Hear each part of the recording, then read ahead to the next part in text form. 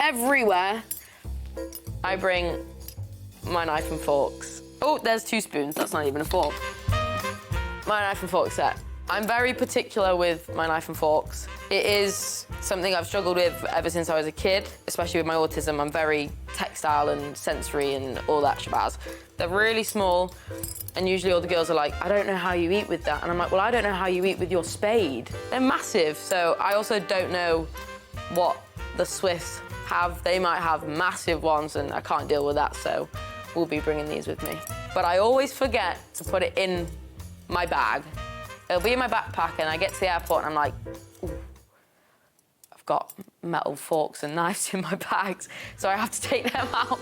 But luckily, I have loads of spares. I probably bring about 5 sets every camp, so they're also very essential for me.